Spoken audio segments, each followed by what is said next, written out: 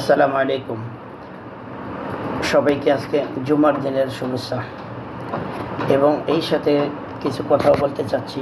সেটা হচ্ছে এরকম যে আল্লাহ পাকে পৃথিবীতে যত নবী রাসূল পাঠাইছেন তাদের নির্ধারিত একটা বয়স সীমা মধ্যে রাইখা তাদের নবুয়ত দিয়েছেন এবং তাদের ধর্ম প্রচার করার জন্য অনুমতি দিয়েছেন।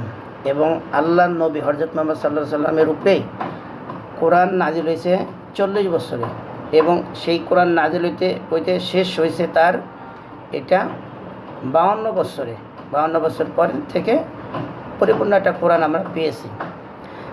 আমার প্রশ্ন এসে এটা সকল আলেমদের কাছে, যারা ইসলাম নিয়ে গবেষণা করেন তাদের কাছে, যে আল্লাহ কি পারতেন না আল্লাহ রসুলের এই নবুয়তটা পৃথিবীর বুকে দেখানোর জন্য 20 থেকে 25 বছরের ভিতরে কিংবা 30 বছরে কিংবা 35 বছরে সেটা কেন দেখান নাই? আর এইটা আমি বলতেছি এই কারণে, বর্তমান যারা এই যে বাচ্চাদের যারা কাজ করাইতেছেন রাস্তাঘাটে, বিভিন্ন অফিস আদালতে ঢুকাইয়া তাদের বিভিন্ন ধরনের মুরব্বীদের অপমান করাইতেছেন, ঠিক আছে? এটা কি ঠিক?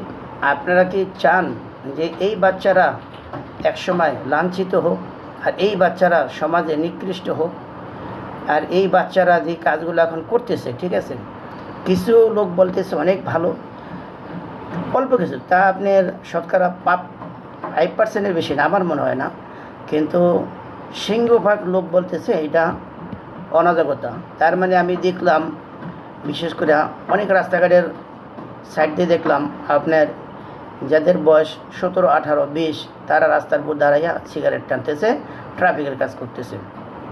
এবং অনেক বাচ্চাদের দেখলাম উশৃঙ্খলভাবে বক্তব্য দিতেছে এবং কথাগুলো বলতেছে। তাহলে এই সমাজ কীভাবে আপনারা নির্মাণ করবেন? প্রশ্ন আমার এই জাতির কাছে। এবং সমাজ পরিবর্তনের আন্দোলন 2019 সাল থেকে আমি অনেকবার ফেসবুকে বলছি যে এই সমাজটা পরিবর্তন চাই। বর্তমান যে সমাজ আছে এই সমাজটা একসময় বাংলাদেশের জন্য বিস্ফোরণ হয়ে দাঁড়াবে। এখন আমার রিকোয়েস্ট থাকবে সকল বাচ্চাদের, যার যার বাপ মা গার্জিয়ান, সকল বাচ্চাদের স্কুলমুখী করা এবং ঘরমুখী করা, এটাই আমার বক্তব্য। আল্লাহ হাফেজ।